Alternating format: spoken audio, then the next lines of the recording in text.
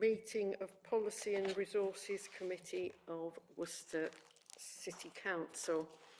This is a public meeting and members of the public and press are permitted to report on the proceedings.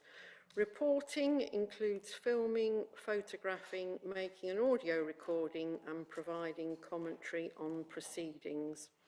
Please note this meeting is recorded and streamed live.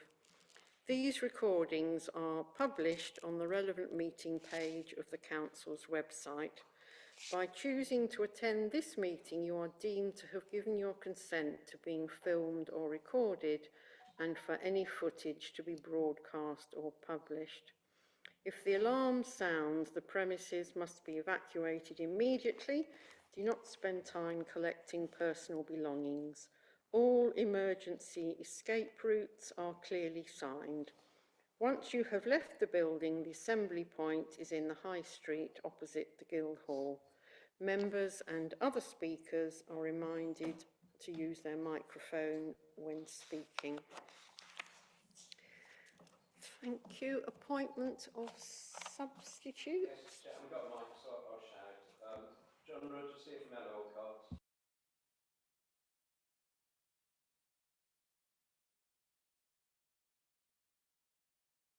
Thank you very much.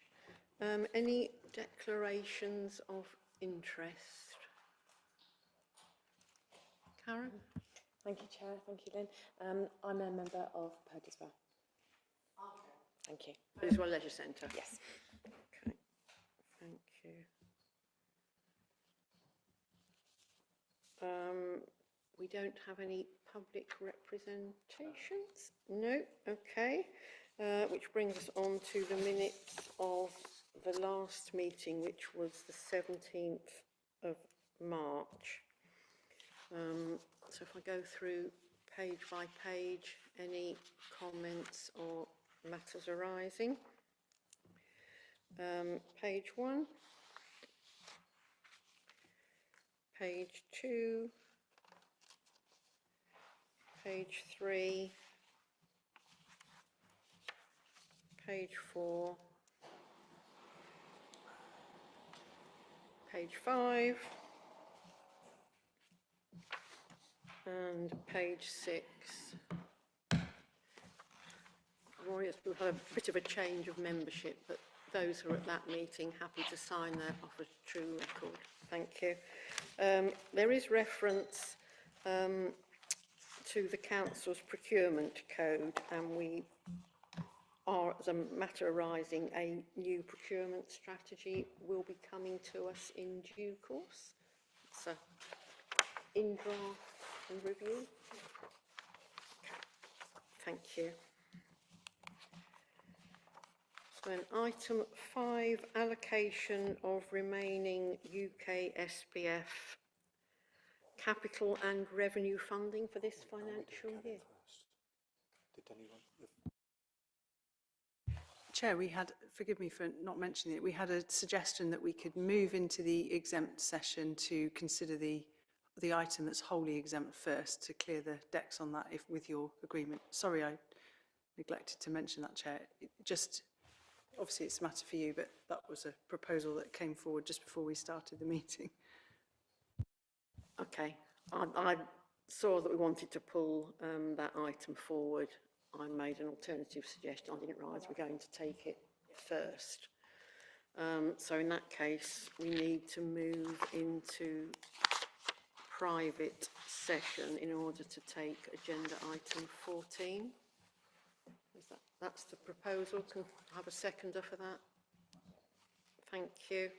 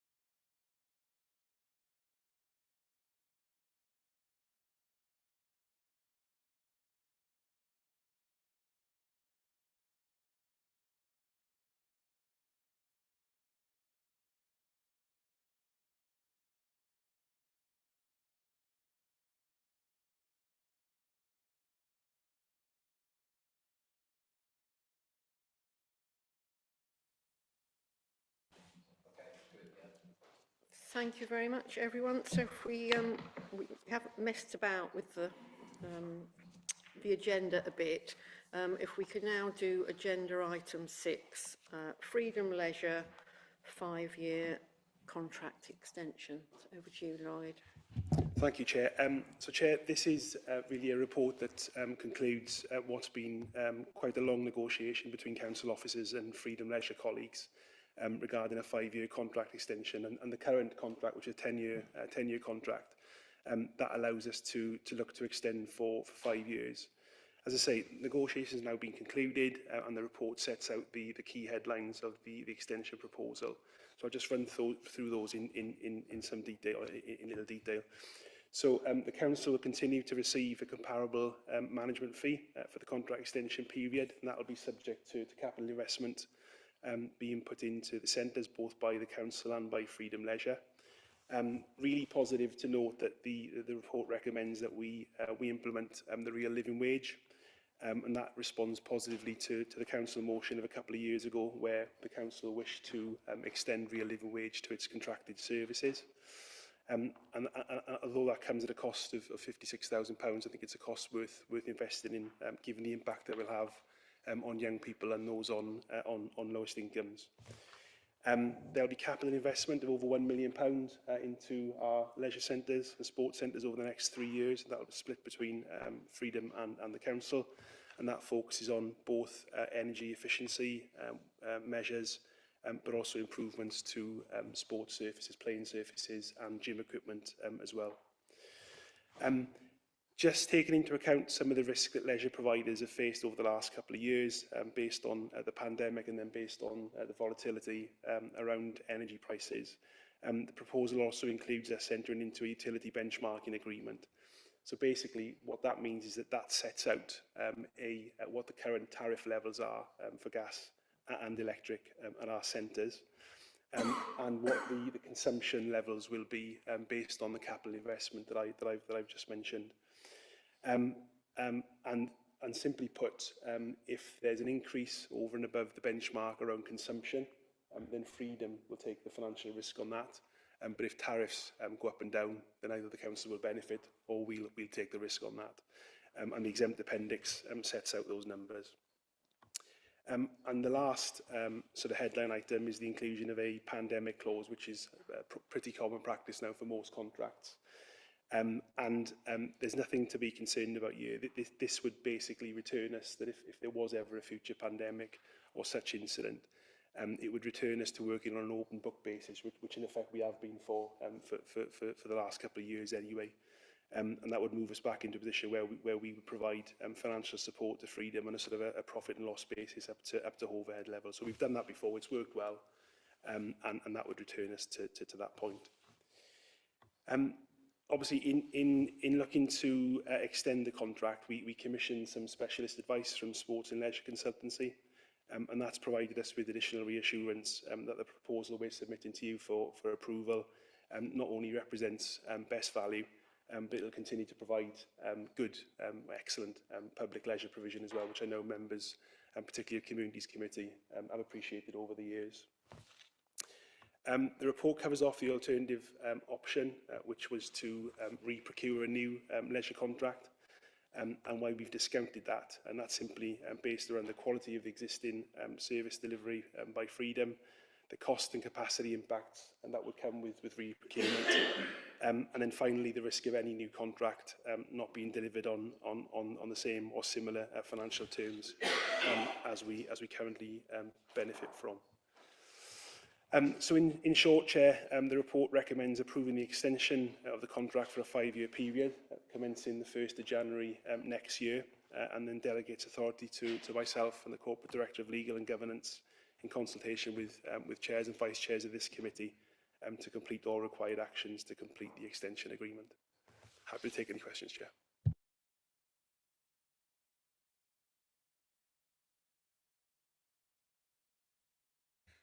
Thank you, Chair, and thank you to Lloyd and the team for the report. I'm really glad to see that Freedom Leisure is going to start paying the real living wage, and that we will continue to receive a comparable management fee. I had two questions. One was around the mentioned upgrade of the CCTV systems, because I know we've had issues with vandalism of barrel bikes outside Purchwell Leisure Centre, and in discussion with officers, it wasn't visible on the CCTV, so I just wanted to check whether the CCTV will cover that area and be sufficient quality with motion sensitive lights if needed, so that it can actually be seen if anything goes on there in the dark. And the second question was, obviously we're putting all the PVs on the roof, which is really great, to see whether there is an opportunity to do a capital investment to install heat pumps at the leisure centre, because it would be much better to use all the energy on site to heat the water electrically rather than burning fossil fuels. And I know that Wychavon have done something similar with their leisure centres, so there's any scope to consider that over the life of the contract. Thank you. So, Chair, just in terms of the first point, there was CCTV coverage in the area, and it operates on a sort of a tilt and pan mechanism. And whilst the centre is closed, the cameras are always located on the entrance door for obvious reasons. So that's why it didn't pick up the barrel bike area. What I've asked Alan New to do is to clarify what the plans are for the new CCTV system, so we can provide a written update to members on that. And if we have any influence over the design based on any sort of costs that have been set aside for the scheme, we will try and make sure that they are motion sensitive as well. And then just in terms of the second point around heat pumps, so as part of the initial 10-year contract period coming to an end, we've recently commissioned site condition surveys for each of the centres. They will also look at the condition of critical equipment, and one of those pieces of equipment will be the water heating system for the pools. So once we have information back on that, we can take an assessment as to what the lifespan is of what's there, and if that lifespan is relatively short, perhaps we can put a business case together to look at heat pumps. I think, given the relatively short-term nature of the contract extension, however, it's probably going to be us that will be funding it, not any provider, and we need to take a long-term view as to the return on investment of that. But we'll certainly look at that once we've got the results of the site condition surveys in. Thank you, Chair. This council is providing a new arts centre and is supporting its sports facilities in a big way, and I'm delighted to see that at a time when other towns and cities are not doing the same. I think it's very important to remember that this is part of this council's community-facing, community focus, and that is one of the reasons I came into politics, quite frankly. And I admire that spirit, and I hope we keep it and take it forward in a very positive way. Over the next 2 years, while we still can, I think we should show that flag. So that's great. My only concern at all with this is that I fear that Nunnery Wood Sports Centre may be left behind. It has got ageing facilities, but they do have ambitions for community outreach. And I'd like to see that really supported, because it's quite close to a low-income community, and it's the only sports and leisure centre they can really reach practically to do anything. So, you know, you could have Tai Chi on the sports ground, on the field or whatever, and there are various things that you could do inside the building. And I know that the school uses it a great deal, but there's still potential there, and I hope that it's fulfilled and that we take notice of that and hope and see that it is. Thank you. Chair, we as a CLT are cognizant of Nunnery Wood Sports Centre and what it can offer. We've recently had a conversation regarding one or two of the key facilities up there. It's a complicated site. There are more than sort of 2 or 3 partners, but we have started to have conversations with some key agencies as well around how we can better market the site, how it can be better used, not just as a sort of traditional sports facility by things such as mums and prams, cycling proficiency. I'm talking about the track in particular here. So that conversation is live, and we'll continue to do all we can to try and invest in that site. Councillor Agar. Thank you, Chair. Slightly tangential, but just bear with me. The golf course at Purdeswell was set up years ago by a group of seniors, and it was a 9-hole course, and then it was, the City Council invested, I'm guessing, hundreds of thousands to make it into an 18-hole course, which was fantastic because it's flat and it's dry. And so the seniors who set up the course made it more accessible for a whole range of other seniors. Some of them, a chap in his 90s was still playing there when I played there last. And now it's obviously been transferred to Ravenmeadow, and so 9 holes have been lost, and that's a lot of revenue, a lot of investment that sort of went by the by, which was a shame because that course is less accessible for seniors. It gets wetter more often and it's hillier. So some of the really older men and women who used to play at Purdeswell can no longer play at Ravenmeadow. That disappointed me. It's the only thing I think that's disappointed me about Freedom Leisure, that they didn't seem to grasp that nettle or weren't willing to, and they sort of were quite happy to let that go and let the 9 holes just sort of go to rack and ruin, having only fairly recently been invested in. So my question is, I guess, are we getting enough money back from Ravenmeadow to kind of compensate us in the rates that they pay? And are those rates going up as the cost to members who originally set up that course, as those costs go up at the new course? It's a bit tangential. Chair, maybe one that we need to come back to members on and clarify what the agreement is with Ravenmeadow. What I can say, though, I wouldn't have thought Freedom Leisure would have been involved in any decision around letting go any land for golf. I think I can safely say that. But any existing arrangement we've got with Ravenmeadow and any sort of monies back into the council, we would need to clarify for members in writing. So it's not in any way linked to Freedom Leisure? So, No, it's not, Chair. What we're looking at No, it's tonight. not. Okay, thank you. I've got Edward next. Thank you, Chair. Among the reasons that I think we should be looking to maintain this contract is we've got good relations with Freedom Leisure, and they have a good track record on community engagement. I'd particularly like to say thank you on behalf of the people of Warndon who have benefited from the support of Freedom Leisure in getting the trial pre-youth football coaching scheme going on Warndon playing fields, which is now being extended through the summer with the support of the Community Trust. It's a venture which was experimental in many ways in the first instance, and without their support it very likely wouldn't have come together in the way that it has. And I think that there is a lot to be gained from having a partner that is actually engaging and understands the importance of community engagement in delivering services to our city. Thank you.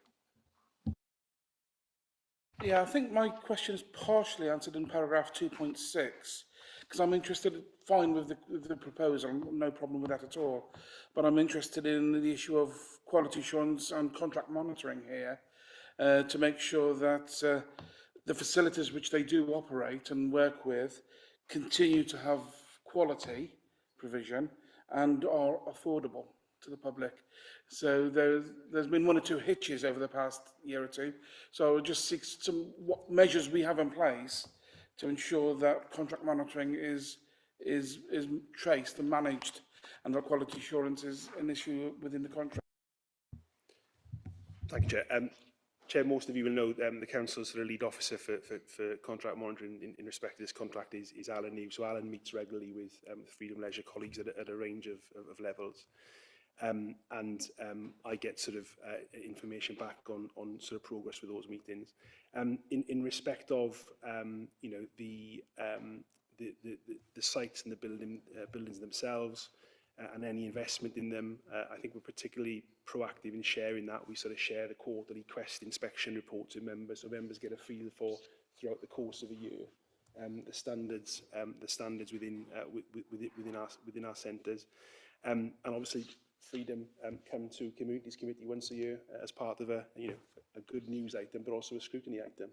So that gives members a chance to scrutinise the performance of Freedom as well. In terms of fees and charges, I think your point is a valid one, and there's always a balance to be struck there. And again, we work with them prior to the submission of their fee and charge report to Communities Committee. And there are always 1 or 2 items that cause some conversation, particularly around swimming. But again, members have a chance every single year to scrutinise the fee and charge proposal that are put forward by Freedom before it goes into budget setting. Yeah, thank you, Chair. It's really good to see the list of capital investment items. And obviously, you know, brilliant about the photovoltaics on St John's as well, and the fact that we've put them in at Purd as well, which will reduce the risk of, you know, energy prices in the future. I'm just wondering whether everybody probably knows what CCTV is, replacing fitness equipment, but not everyone may know what a backwash water recovery system is, or what destratification fans do. So I wonder whether we could just see what those are, please. Thank you.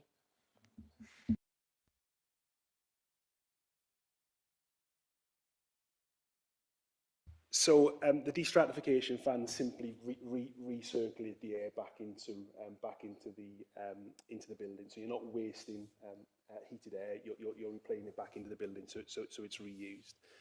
The backwash water recovery, I'm not going to make it up on the spot. I would need to clarify that and come back to members on it. But it obviously it's obviously reducing the amount of energy that's put into the sort of recirculation of water back into the pools. Yeah, thank you. I mean, that's what I was hoping with the water recovery, because obviously I presume the water is metered, and obviously, you know, water is really important to you know, reduce our consumption of. So that's also extremely important. So thank you. I'm sure destratification fans got a mention on Have I Got News for You this week, because we watched the extended version after. You know, they have their newsletter of the week or whatever, and it was to do with swimming pools. And destratification fans have been revolutionary, because you get because hot air rises and the fan mixes it up. I'm not seeing anybody else's hand up. Thank you. I'm really, really pleased to see this paper before us today. I think you know, we've proven over the years and through some difficult times, actually, you know, with COVID and so on, that partnership with an organisation and partnership with a non-profit company has delivered on the whole for Worcester. That we have all these sports centres are very much still open, the swimming pool is still functional, and I'm absolutely thrilled that they are now joining the Real Living Wage family, because you know, that was what we wanted. It takes a while to play through, and we knew there'd be a cost attached to it, but it's a really important message from this council and this administration that people should be paid appropriately, no matter what age they are. So the recommendations we have in front of us are to note the contents of the report and the proposal to extend the contract with Freedom Leisure, approve the extension of the Freedom Leisure contract for 5 years with Wealden Leisure Limited, trading as Freedom Leisure, covering the period 1st of January 2026 to the 31st of December 2030, as set out in the report. Delegate authority to the Corporate Director, Operations, Homes and Communities, and the Corporate Director, Planning and Governance, to complete all required actions to extend the contract as described. All those in favour? Thank you, that's unanimous, and well done to officers, because I know a considerable amount of work has gone into that and getting to that position, so thank you. So going up the agenda, we'll do agenda item 5 next, allocation of remaining UK SPF 25-26 capital and revenue funding. So Mr. Blake is going to talk us through. Thank you, Chair. This item is split into 2 elements, revenue and capital. So I'll cover those separately and then move back to the recommendations. So I won't rehearse all of the background and all of what has happened up until now. I'm sure members have read the report and understand the process that has led us to the situation we are in today. other than to say previously members had agreed to allocate £84.5 thousand to DWAS as a contingency should we not receive household support funding. We have now received that funding, so that means the 84.5 thousand can be reallocated to revenue projects. Paragraph 3.1 sets out the recommendation from officers for the allocation of that money. The first 25,000 to the Skills Boost project, which is aimed at improving the skills of staff employed in businesses in Worcester City. Equally importantly, that will be matched by the County Council. So we have a £50,000 allocation for that project. The second element is 25,000 to WCT to continue a programme of basic skills and digital skills for those people not in employment to help people gain jobs. That was something that was reduced from last year due to our reduction in funding, and I'm pleased to recommend that we reinstate some of that money for WCT. And then the balance of the revenue allocation is to provide additional business grants to companies looking to raise the skills, invest in new equipment or increase employment in businesses in Worcester. We are generally oversubscribed in that area of the business, so the recommendation is to increase the allocation of funding for business grants. That's the revenue allocation.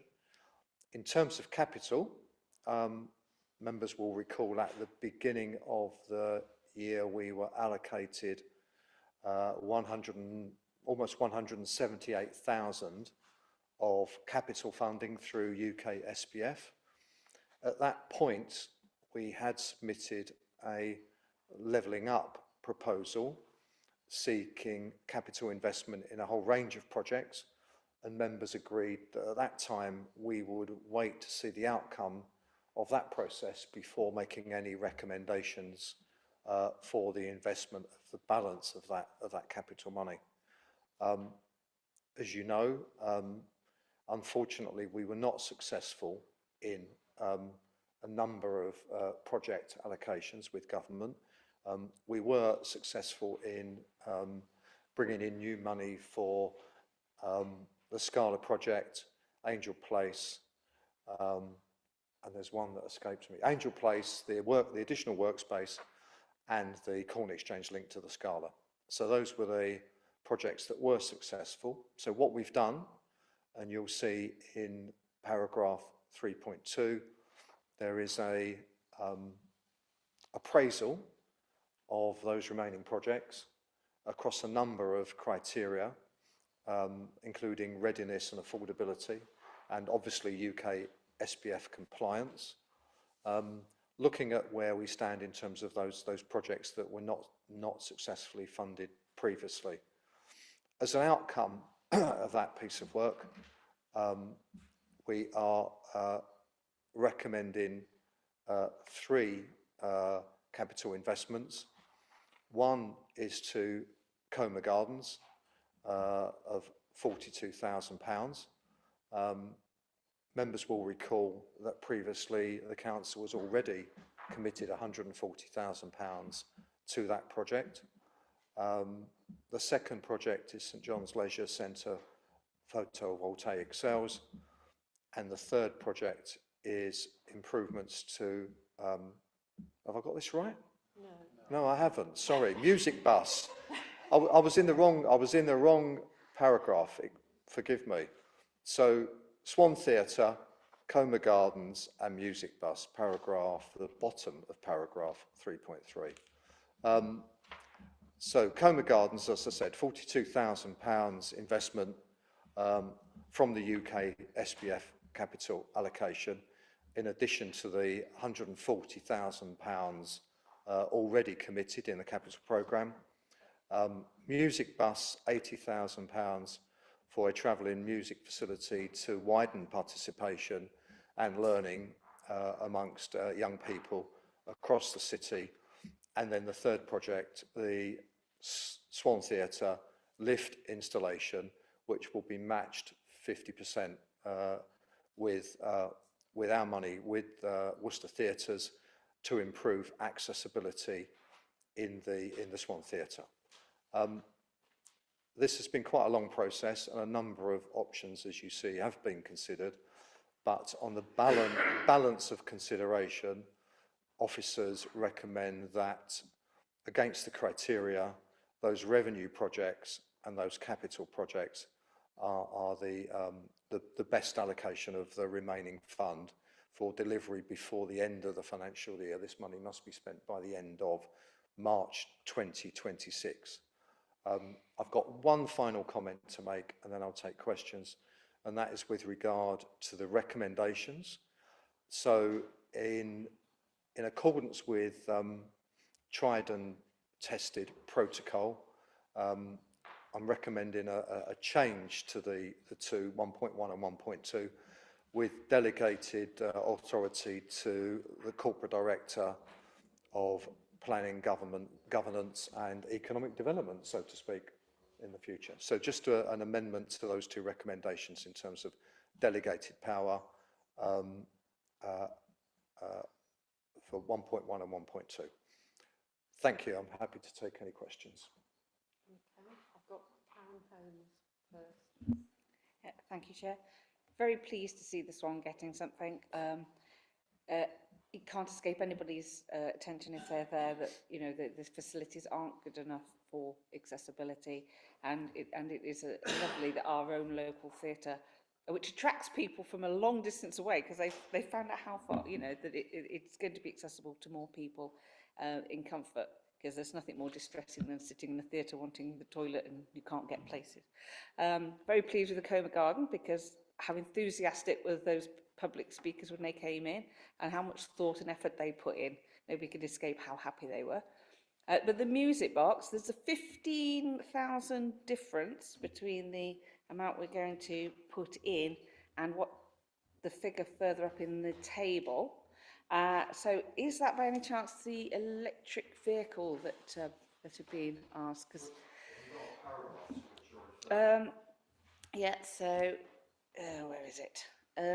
In 2.7, it says that the Seven Arts music box will be 65,000, and when we come down to the bottom with the actual capital, it says 80,000. So I was wondering if that was the electric vehicle that had been asked. There was a. I don't know off the top of my head. We will check and we will get back to you. Yeah, because we had sort of like, is it possible to get an electric vehicle? And someone was going away to look. So maybe that was. Go back and see what additional money would be required for Yeah. So we will check and confirm that position. But it was presumably some sort of delta from. Presumably, if it's an EV, that reduces its environmental impact. Whether we can make that a green box instead of an amber box. I realise it's not a bicycle, but you know, it may not everything can go on a bicycle. Thank you. I've got Robin next. Thank you, Chair. Thank you for the report. Glad to see the revenue allocations to skills boosts and business grants. With reference to business grants, the volume of business grants we issue out are already a PED item on our quarterly scorecard. I'm just wondering if PED could get some insight into the effectiveness of the grant scheme at an appropriate point in the year.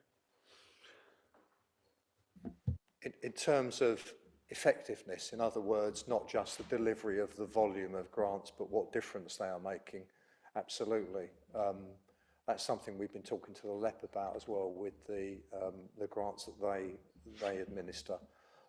So yes, absolutely. I think we need to come back and say what difference is it making, and we've already spoken to the team about that. I mean, I'm glad to see that we've made reference to the Gaileyveld Park bandstand and bridge.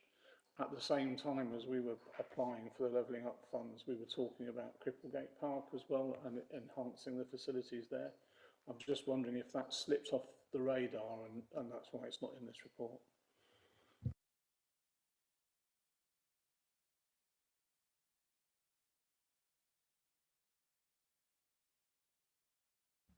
The bandstand did make it to the final cut,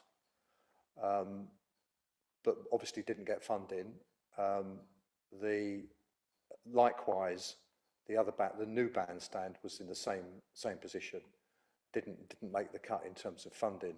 I think it's fair to say that all of the projects that we've been unsuccessful with remain on our radar, and if there are opportunities in the future for new funding, or if there is a windfall in some shape or form, no doubt we will come back to members with a list of recommended investment opportunities. I was just curious as to why it didn't appear in paragraph 2.7, that was all. I mean, yes, I did make... just bandstand, was it? Well, it was... I can only assume that was an oversight, and so apologies for not having it on the list. No, thank you very much.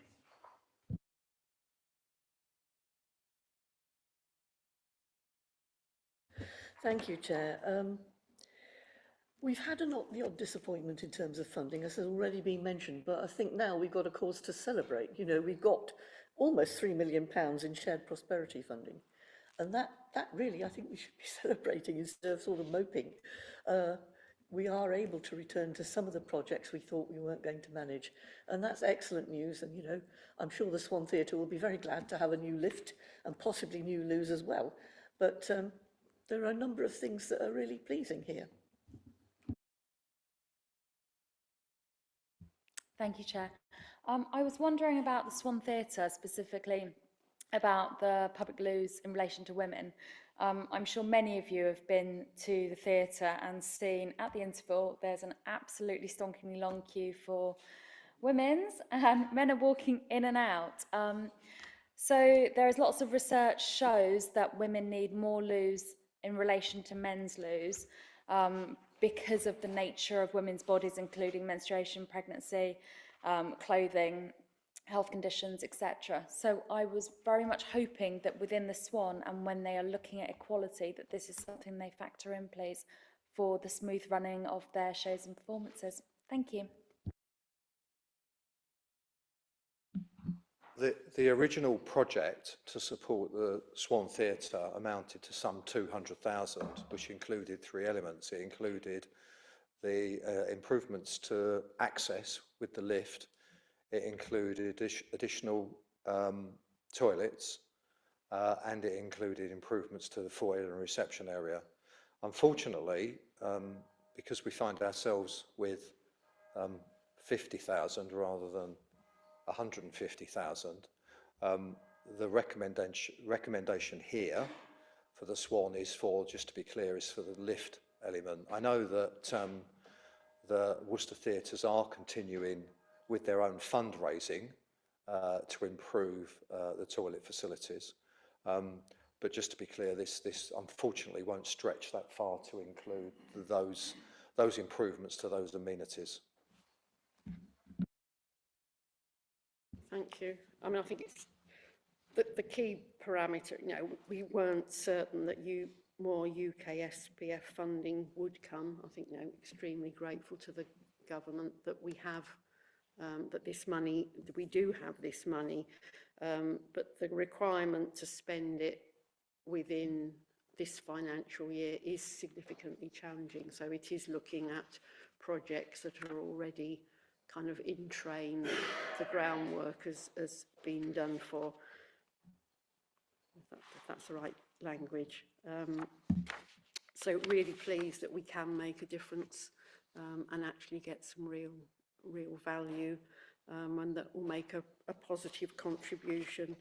I guess I'm particularly chuffed that to find the money for the music box, because that, you know, you can just kind of go out and buy it, and it very much meets the criteria of the new themes from government for UK SPF for this year about healthy, safe and inclusive communities, and, you know, the opportunity for increasing skills in some of our more deprived areas. So I think that's really brilliant.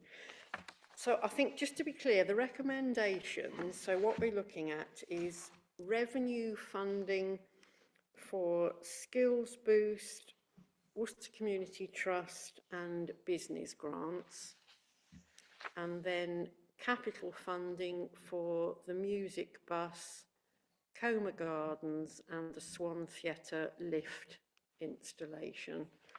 So those are the projects, and the recommendations is that we utilise allocations of UK SPF funding with responsibility for contracting projects delegated to the Corporate Director for Planning and Governance. That the committee review and agree the recommendations regarding the capital allocation with responsibility for contracting the projects delegated to the Corporate Director, Planning and Governance. So all those in favour of those recommendations? Thank you very much. That's unanimous. So agenda item 7, Corporate Risk Management Report. Thanks, Chair. So this committee normally receives an update twice a year on the corporate risks that the council has, and in the appendix there is the latest corporate risk register with updates. Just to confirm that, you know, as I said, this committee has had the update, but audit and governance, as always, sort of approved the risk management strategy and the assessment going through. And in future, if I draw your attention to sort of section 3, we are looking to align risk management all in the audit and governance committee, just to bring that overall assurance where, you know, internal audit will report and external audit. So that committee members will actually oversee all of those sort of risks and perhaps understand how they all sort of link together. You know, risk, although you've got a snapshot here, it is a live thing, and officers and everybody else is dealing with risk on a day-to-day basis in terms of what they do.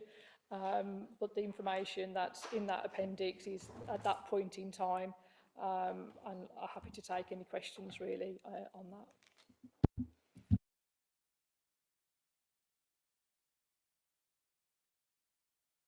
I can't believe you stunned everybody into silence. Alex. Thank you, Chair, and thank you for the report. I had 2 questions around 2 of the risks. So CRK 002B, City Plan Priority Staff Resources, which is our joint highest current risk score. This is moved into the red now, and according to the preamble on the report, there should be, where possible, appropriate mitigating actions should be put in place as soon as possible. But there aren't any mitigating actions listed, so I'm wondering what can we do about that. And secondly, on CRK 32 loan working. Sorry, could you just say which page? It might be easier for people to It's on page 21 of the pack, page 3 of the appendix. CRK 32 loan working, which is further on. Set mentions the tab register is underway and being populated. What is a tab register, please? Thank you. Well, I can say that the tab is a threatening abusive behaviour sort of system there, so it sort of triggers people, or, you know, they're aware that if they're going to go into a home, what might be there. So that's just a system there, just to give some sort of warning. Yeah. In terms of the risk on staff resources, I think that's one of, yes, you're right, they should have mitigating actions in there, and the mitigating action should be real enough to actually make a difference in terms of that risk, in terms of bringing it down and reducing it. It's unfortunate the way we present in just that one note that's there, because if you looked at previous updates that are in the system, it will talk about mitigating actions be the appointment to my post and to the interim head of service. So it's not as though there has not been mitigating actions, it's just about documenting the latest at that point in time. And I think the note that's there in the place is that we are in a position where senior management are all in place now, which is good.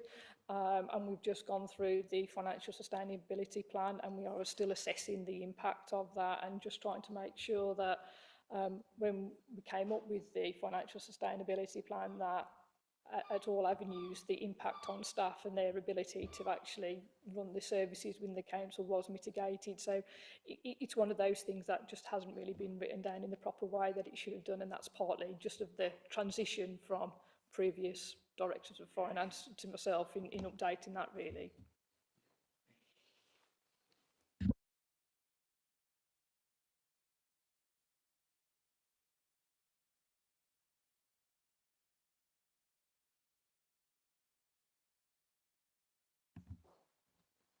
I'm interested in that the development plan, that risk is still, well, there's no change in that risk. I think from what I've heard, quite positive feedback with regard to the inspection and to the hearings.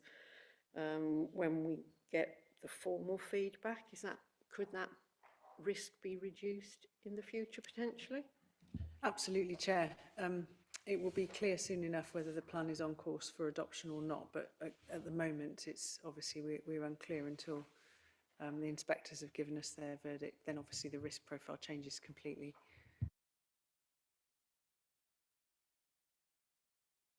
Yeah, thank you. I'm really pleased to see on page 24, is it page 24 or page 6, I cannot tell, regarding civil emergency issues. These always have an issue of concern for me. It is a huge risk for reputational risk for local authorities when things go wrong. You only have to look at Hillsborough and Manchester Arena bombing. I'm always concerned that this is a Cinderella service within local government and not enough attention is made to it. So this is refreshing to see. I'm just seeking assurances that we have got good relationships with other local authorities and other services, emergency services, and that we have no concerns about their operational ability to respond to emergencies, and that we're keeping up with changes in the legislation as well. I know Martin's Law is one key aspect, but there are other recommendations which have come out of public inquiries which may in turn become legislation, but are certainly guidance. I'm keen that we keep a keen eye on this issue, because when it goes wrong, it becomes a serious issue. Most of the time we don't even notice it's there, but we need to be fully equipped for the consequences.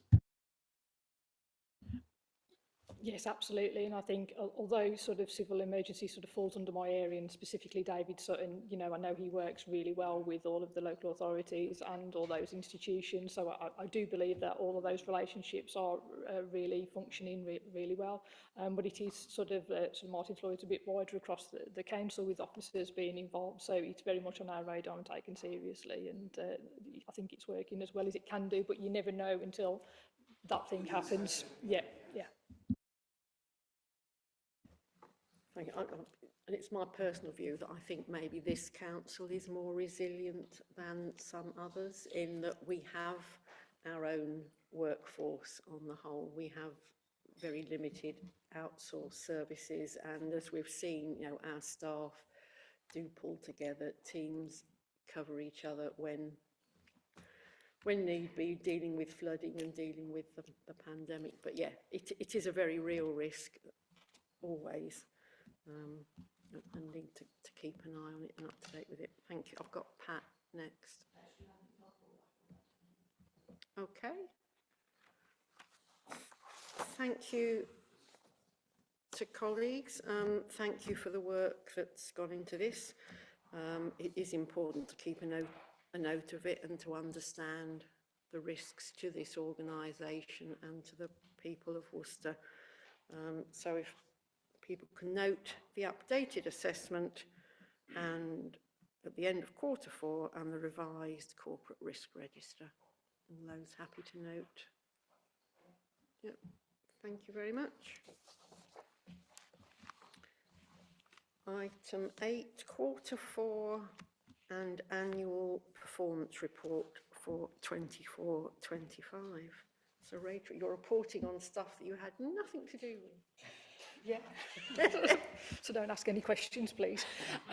Yeah, so this is the Quarter 4 update for the Policy and Resources Committee scorecard. So these KPIs were agreed at committee last May, and you'll see there in paragraph 2.3, these were heavily influenced by Oflog, as was.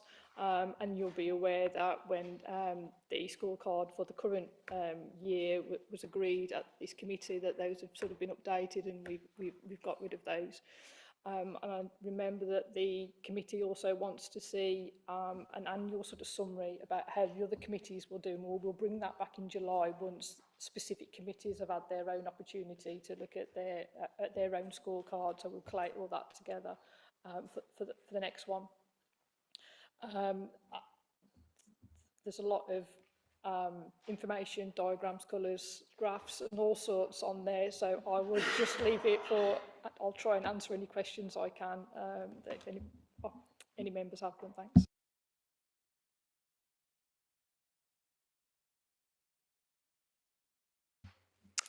Thank you. So on page 47 on print, I think it's 53 on the online version, we've got the end of year forecast for the revenue budget. According to the sort of commentary, it says Q3 and Q4 to be determined. Obviously, I think we're beyond Q4 now. So I just wonder if you could give us a quick information about why we don't have information for Q3 and Q4. Yeah, I mean, in terms of, again, Q3 was presented in terms of financial budget monitoring at the March P&R. It's just not been put in here, unfortunately, with the timeframes of reporting. The finance team have been busy in April actually preparing the statement of accounts and going into the system. So that's just something that we need to put our hands up and get better at in future in terms of updating that. In terms of Q4, we have got some provisional numbers, and I will be bringing final numbers to this committee in July. It is a positive movement from Q3, and as it stands at the moment, it looks like we won't be drawing down on any of those reserves that we thought we would have to when we set the budget. So it's positive, but it's just the timing. I mean, Q3 should have been in there, that's an oversight from us, but Q4, we didn't have the numbers until just last week. Can I ask another question as well? It's probably something which probably is more pertinent to the Environment Committee, but on page 65 print, 71 online, we've got the percentage of recycling rates. So it might be more for Lloyd's area. We've got a target of 36%, and we're currently less than 28%. The actions to bring this back into plan are better awareness and education. Now, I think those are sort of things which are bread and butter things that should happen every year anyway. It's not something that's going to bring you back to a good level. This is just something we should be doing as a matter of course. So I'm wondering whether we genuinely do have enough sort of proper actions there to bring ourselves back into plan, because I think 36% is actually a very low amount of percentage recycling. And we're not even hitting that, we're at, say, less than 28%. So I think we'd be amiss if we didn't push you for a bit more action, a bit more progress on this. It's been this sort of level for quite a number of years now, and I'm feeling guilty myself for not banging on about it enough. It's a very important thing, and we should be doing a lot better as a council on this, I think. Thank you, Chair. Yeah, Councillor's comments are noted. For June Environment Committee, we're bringing a paper on how we wish to use some of our EPR grant funding to drop in some additional resource into the waste and recycling team. And as Councillor Stevens says, is to try and sort of mainstream that sort of education on marketing and campaign work, which we've not been able to do for a while. We provide a very good functional collection service. But I agree.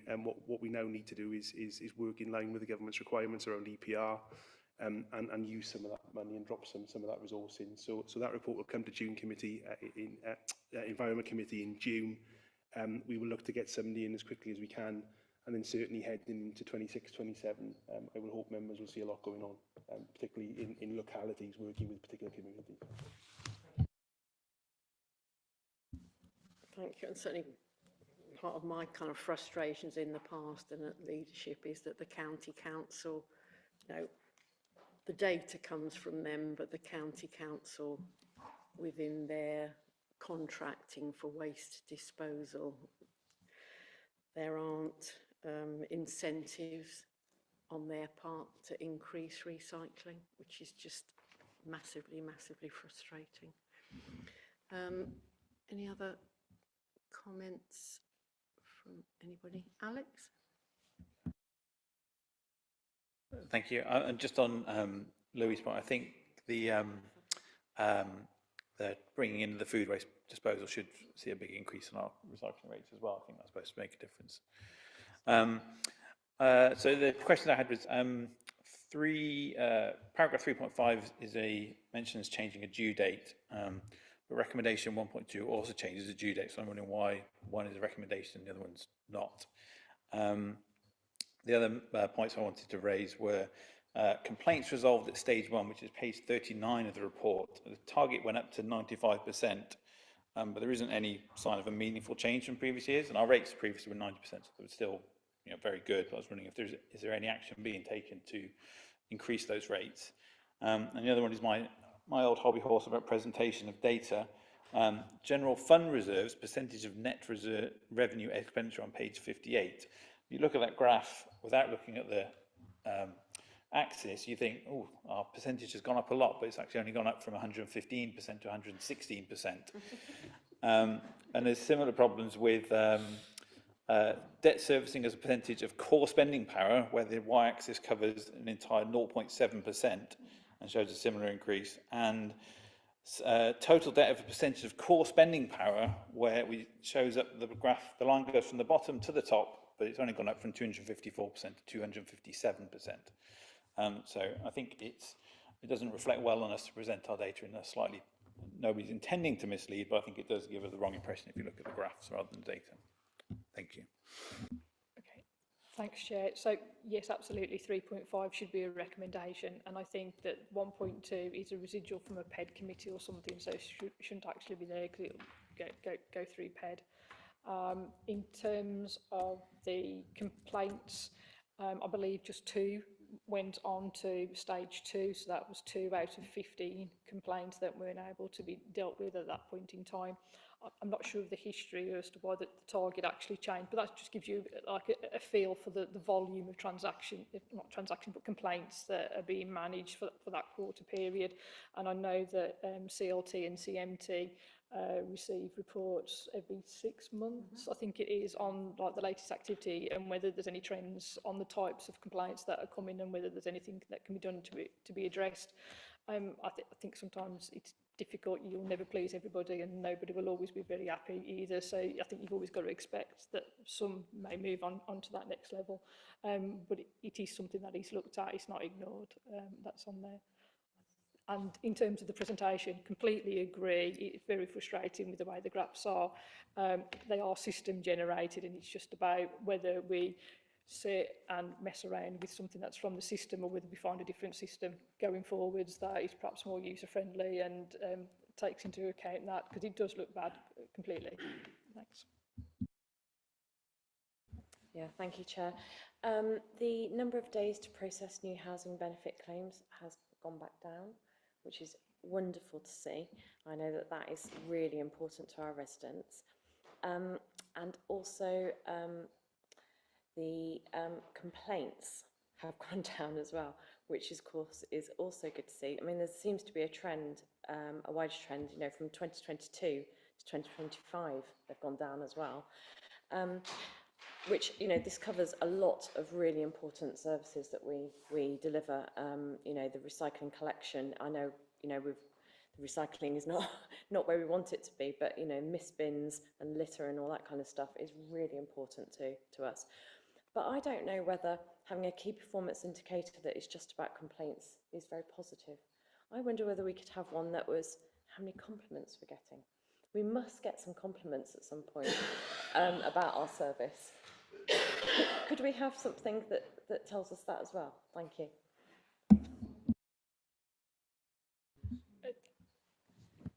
Through you, Chair. The only issue is that the compliments come through in different formats and different ways, so they're sort of necessarily collated in a more qualitative sense. But services are very proud of the feedback they do receive, and some of that is recorded in the report that comes through CLT. So in a more qualitative sense, we could give you some of that data. I think one of the performance measures is actually the low level, the small percentage of people of our customers that give any formal feedback. So, you know, there's a click up box, isn't there? How was it for you? So a plug to our residents to actually give the feedback, because I think, you know, on the whole, staff do an amazing job, and there is a lot to celebrate in here and a lot of achievements. I've got Pat next and then Edward. Thank you. The point about recycling is well taken, Councillor Stevens. And I'm also pleased to hear that there's some positive thinking here, and Councillor Lewing has sort of pointed to some of the more encouraging aspects of this report. I'd like to point to two. One is that mandatory member training. The councillors have taken it up 100%. So those councillors who are supposed to have done mandatory training have all done it. I'd like to make sure that other councillors take advantage of the mandatory training as well, because we do often need substitutes in certain areas. So it'd be helpful if as many councillors as possible could do it, but we know that those who are supposed to do it have done it. This is great news. The public can have confidence that we've done the work to try and make the best decisions we can in those areas, but also that our planning service is performing in an outstanding way. What can you say? It is actually outstanding. And we knew that from outside comments as well, from the Agents Forum last year, who said that we had the best planning service in the region. And here we see that it is performing extremely well. So there are aspects of council services that we can be very, very proud of. And that's certainly one of them.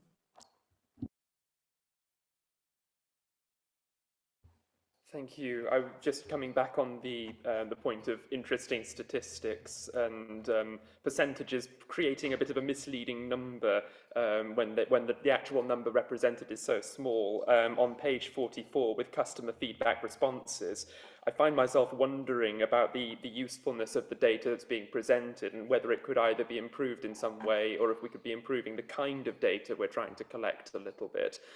Because I think generally, and this might just be a hunch, I've not got data to back this up, but I suspect that people are more motivated to express their views on the helpfulness and the politeness of staff if they are not happy than if they are. And I'm just wondering if there's a different way we could be aiming to consult with residents. I'm very passionate about the idea that we should be doing effective public consultation. I'm not sure that the web form is necessarily helping us. I'm also not entirely sure that this has been very useful as a form of KPI. Obviously, I haven't been here for many, many, many years. Maybe this number has been much higher in the past than it is today. But I'm just looking at the page as presented this evening, and I'm just wondering how useful is it in this form? Thank you.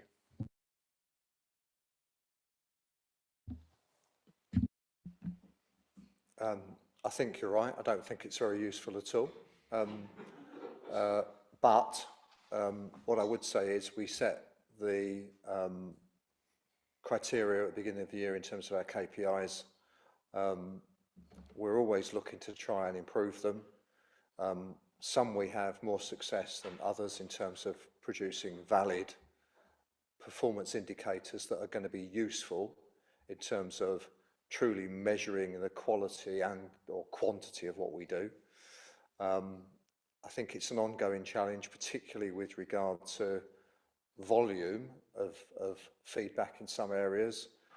So you're absolutely right, they're not really statistically valid in any shape or form. What I would say generally is I would urge that we don't look to change indicators in year, because we'd end up chasing our tail if we're not careful.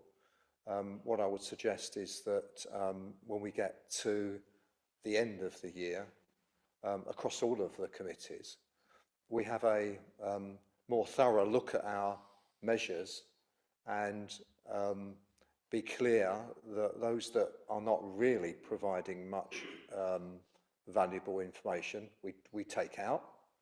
And if we want to replace those with more meaningful measures, we do so. We also need to be careful about simply growing the volume of measures. You know, we end up not being able to see the wood for the trees if we're not careful. But you're absolutely right. This is one of a number of measures that really need to be looked at properly, and we need to come up with a better way of understanding our performance. Thank you, Chair.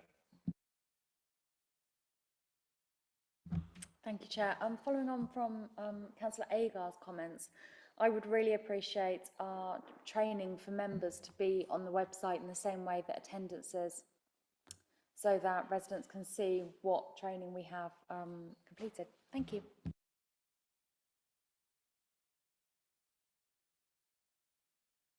I mean, that would be a significant difference to current practice that I guess would need to be considered in terms of officers' ability to provide the data and our willingness as councillors to have potentially personal information. David?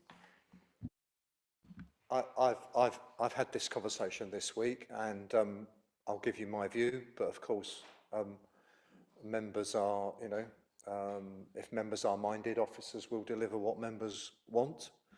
I think from my perspective, it is as the chair has said, some of this will reflect on individuals.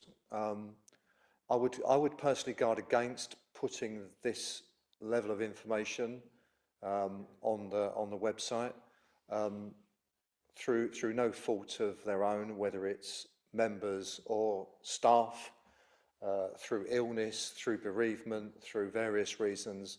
People are not always able to take up training, and therefore I would be slightly nervous about publishing performance measures in that respect. It can be used against individuals, as I say, whether that is staff or members.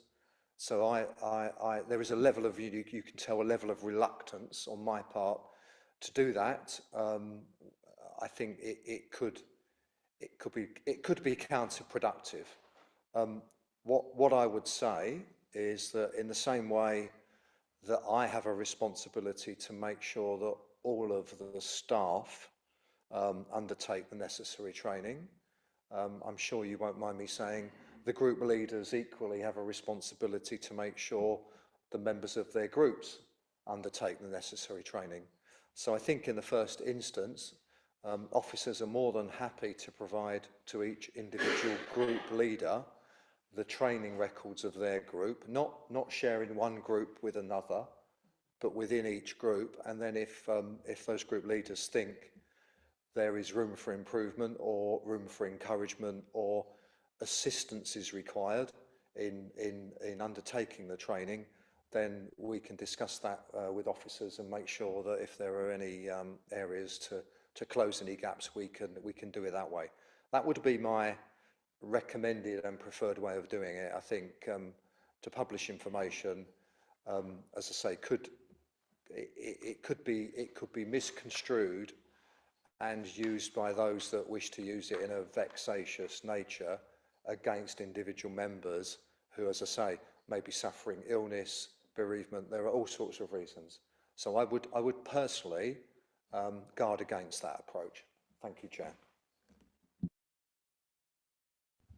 Yeah, thank you, Chair. I absolutely agree with the managing director's interpretation of it. Absolutely. For what purpose do we want that, and what purpose and how are we going to use that information in terms of that? And if it goes to public, we everybody in this recent election campaign suffered some sort of abuse on the doorstep in terms of that, and some more than others. Are we willing to put that risk of that further abuse out in the public domain? Somebody who's going through that those personal troubles, who's struggling with their personal lives, to flip them over the edge? Do we want to be responsible for that?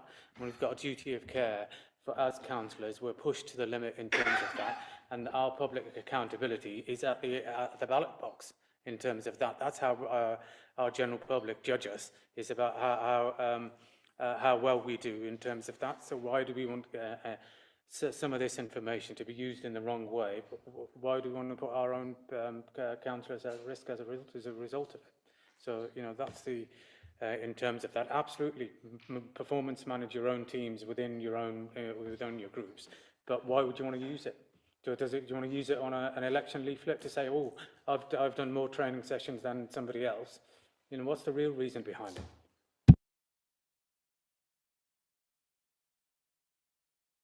Okay, I'm not seeing anybody else asking to speak. This is about noting performance for the financial year that has closed. There is a lot to celebrate here. Lots of really big projects that are on track, that are being delivered, and some really pleasing improvements in performance. Yet the payment of housing benefit being made more rapidly, and also council tax support. They're particularly important ones as far as I'm concerned. That is putting money as swiftly as possible into the pockets of our residents that really need it. So if colleagues can note the Q4 and annual performance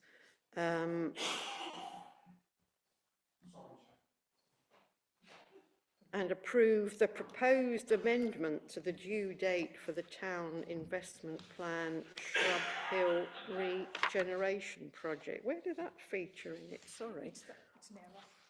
It should be 3.5. That should be an actual recommendation. So the recommendation that we should have is of energy saving capital investment project slipping back in time. And we're not doing anything about Shrub Hill, shouldn't be there at all. I believe it should be on the thing. Sorry, I was looking for it in the report.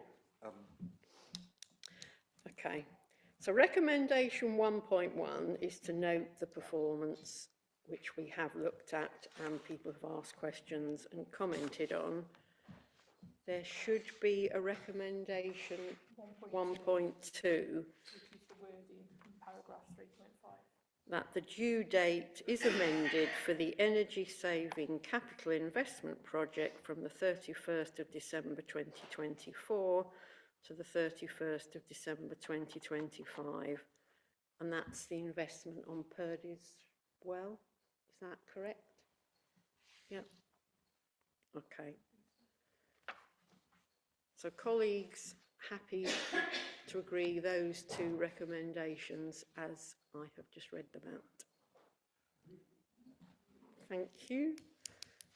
We don't think there's anything in here about Shrub Hill, do we? No. We'll look to officers to find where that should be, if it needs to be anywhere. Thank you. Agenda item 9, the beloved appointments to outside bodies. Chair Julian's going to come to the table and run us through the appointments with outside bodies. And I will remind the committee that every year we do the appointments to outside bodies at the same time as we do the Eurovision. So we'll go around the table and take all your nominations. And it's the last agenda item on that basis.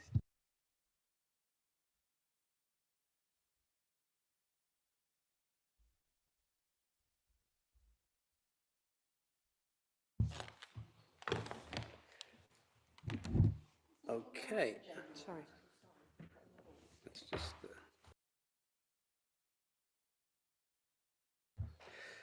Okay, yeah, does like, here are the votes of the... Obviously, this is an annual report which comes to you. I've tried to think whether there's a simpler way of doing it, and ultimately, I think we just have to go through the list, and I'll explain what the names are for each appointment. In majority cases, there's no change, but where there are differences, I will highlight those, and we may need to just pause along the way.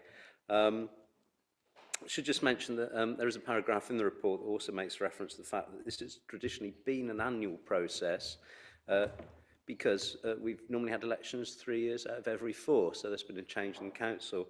It is within your gift, if you wish to say, make these appointments for the rest of the lifetime of the council, so we don't come back next year. Notwithstanding the fact if there need to be any changes, we could deal with them on an ad hoc basis. The only other point to make is that some of these appointments where they're charities, they have a term of office in their constitution, which is normally 3 years or 4 years. So occasionally, with the charity appointments, it is set in stone that it's a longer term than 1 year. I'll turn to the list and go through basically the appendix which you have to the report and explain what the recommendations are. Starting at the top, Angel Centre Committee, nominations, Councillor Scott, Aladit, Kerry Hughes, they're all existing, no change. Arches Steering Group, Councillor Gregson, no change. Armchair Project, Richard Bourne, no change. Bereavement Services Forum, Councillors Barnes, Cookson and Mace, no change. Bishop Hall's Charity, Councillor Alcott, no change. CAB, Councillor Scott, no change. Combe Gardens Hall Association, Councillors Kinnersley and Pingree, no change. Conservation Advisory Panel, Councillors Barnes, Cooper and Gregson, no change. Corporate Parenting Board, Councillor Collier, and again, no change. Cranston, there is a change here. Previous representative, Nick Weeks, has a proposal from Labour Group to change that to Morwenna Barnes. Dial, Richard Morris, no change. Disability Sport Worcester, Councillor Cooper, no change.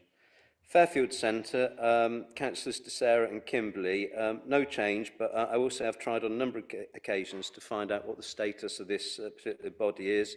I think there have been a number of changes at County Council, and it's been hard to pinpoint whether it still exists or not, and I will be ongoing with that process. So if we wish to continue with Councillors DeSera and Kimberley, I'll see if I can get any outcome from that process. The Hereford and Worcester Gate, sorry, we've got Hello United Charities, Councillors Pingree and Kinnersley. Alex Kinnersley replaces Chris Mitchell. The Integrated Care Partnership Assembly, Councillor Ryan has stood down from that, so at the moment there is a vacancy and Elaine Wilmore is the deputy. It used to be that that appointment was chair and vice chair of Health and Wellbeing Committee, but clearly that's no longer applicable. So there is a vacancy at the moment, if any more nominations are forthcoming. I think Councillor Wilmore may have, I have communicated with her, may have difficulty because I think it's a daytime meeting. I know I have done it in the past. And on that basis, no, I'm prepared to do it as leader of the council, if that's acceptable to others. Yeah, just one vacancy in there. So the proposal is that you fill the vacancy. Yeah. Thank you. Okay. Historic England, I'd suggest this comes off the list. It was put on some time ago, but there aren't any meetings. It's merely putting names on a mailing list. I think we can delete this from the outside bodies altogether. Hot Market Charity, there's a little shift here. Jessie Jagger has stepped down, but Councillor Tor Pingree has been nominated to be added to the list of trustees of the charity. The LGA General Assembly, traditionally that is all group leaders, so Councillors Denham, Jagger and either Councillor Mace or Councillor Lewing. The Green Group will be able to decide a little bit nearer the time who specifically it will be, and the group leaders then decide who has the voting rights at the Assembly. Lippard Hub, Councillors Collier and Murray, there's no change there. Mayor's Fund, the Mayor and Deputy Mayor by default, so no change in that respect. Museum of Royal Worcester, Councillor Alcott, that's no change. Patrol, no change, Councillor Riaz. Royal Albert and St Swithin's Charity, that's Councillors Riaz and Sadiq, no change.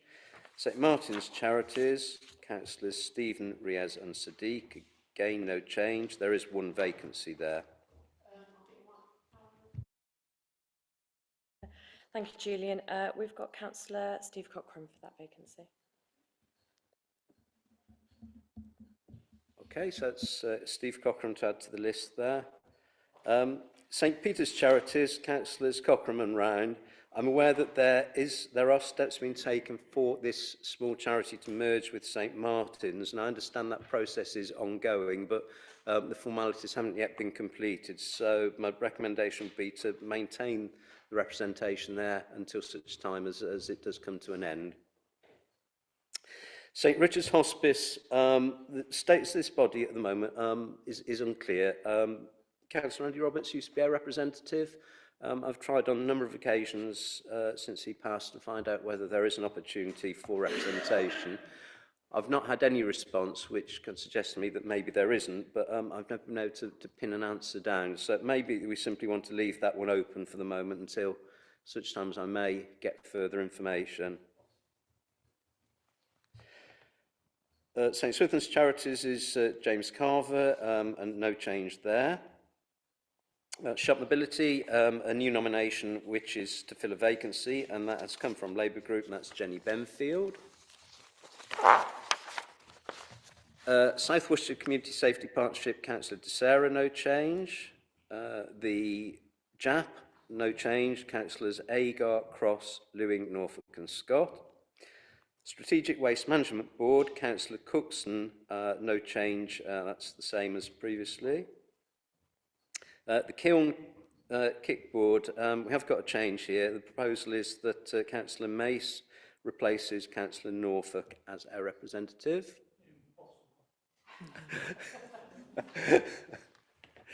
The Thomas Corbett Charity, the Mayor and Councillor Udell, no change there. Town Deal Board, Councillors Denham and Norfolk, no change. Transition Worcester, Councillors Lamb, Lewing and Cockram, no change. Police and Crime Panel, hopefully members are aware that this body has to be politically balanced. Previously, it was a Labour representation on the panel, but we've been advised by county it has to switch to Green. And the nomination which we therefore have is for Councillor Kinnersley. We've also got a sub, which will be Alex Mace. Thank you.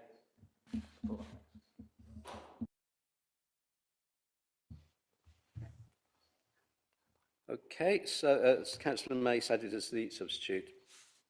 The West Midlands Employees Shareholder Board, there's Councillor Denham, no change. West Midlands Reserve Forces and Cadets Association, Councillor Agar with Councillor Riaz as deputy, no change. Worcester Arts Council, Councillors Kimberley, Lamb, Pingree and Smith, no change. Worcester Bid Board, Councillor Norfolk, no change. Worcester City Dementia Action Alliance, Councillor Denham, no change.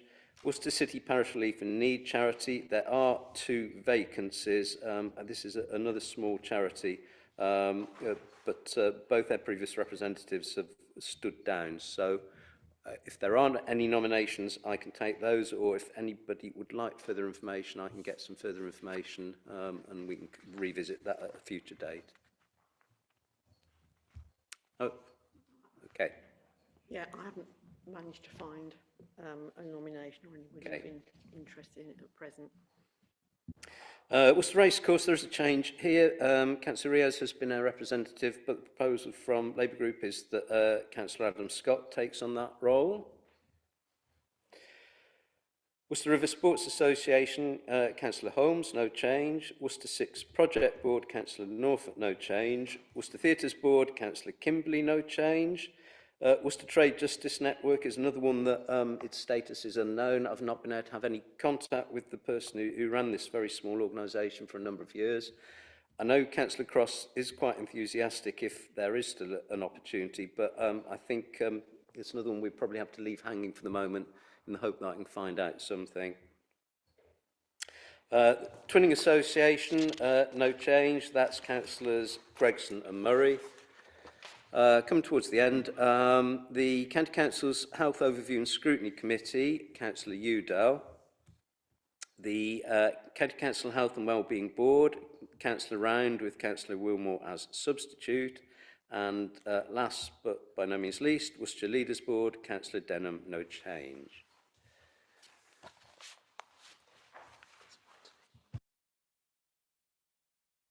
Thank you very much. That was relatively painless compared to what we have had in a number of years of voting and competing. Are we okay in that corner here?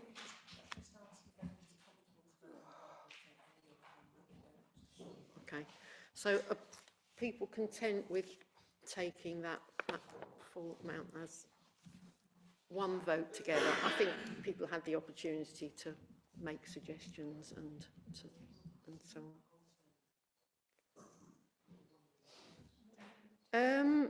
Do we have?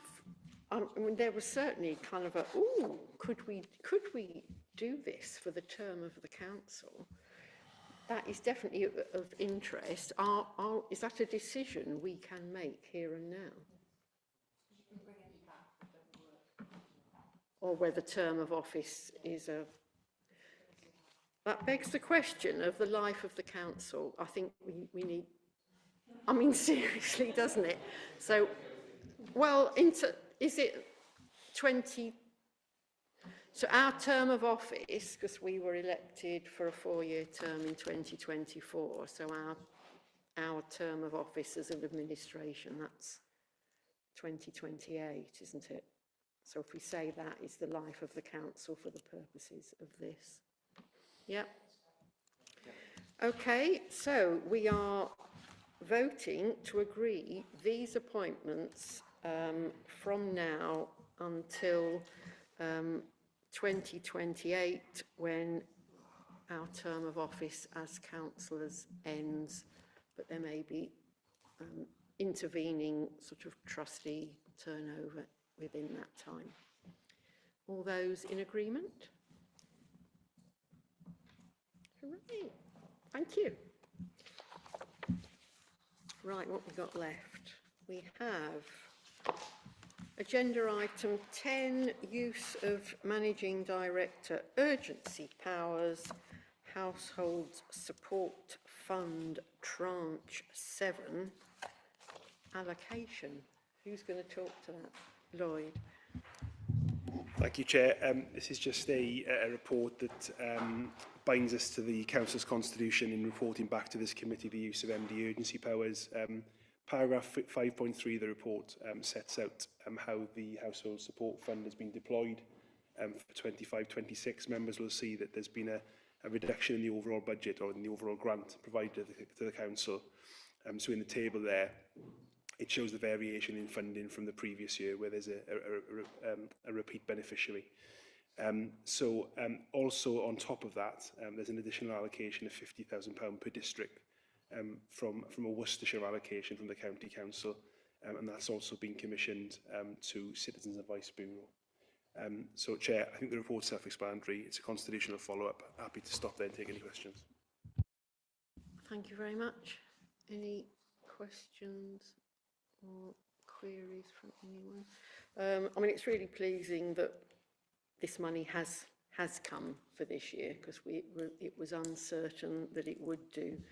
I have to say, from past experience, each tranche comes with slightly different tweaks, doesn't it? as to the criteria and the priorities. So the decision has been made on what we know has worked in the past with the previous tranches of money and have made a difference to people's lives. Overall, the City Council has had 13.6% less and have tried to sort of manage that within the overall. I do just kind of note, so the expenditure and the approach to free school meals that the County Council previous administration are adopting a different approach for this financial year. I sincerely hope that the new administration doesn't kind of alter or unpick those, but on the assumptions, this is about noting the decisions that officers have made to make best use of new government money to support vulnerable people in Worcester. And if people can note the content. People happy to note, no questions, whatever. Thank you very much. And I think I'm declaring the meeting closed, am I? Hooray. Well done, everyone. Thank you. Yeah.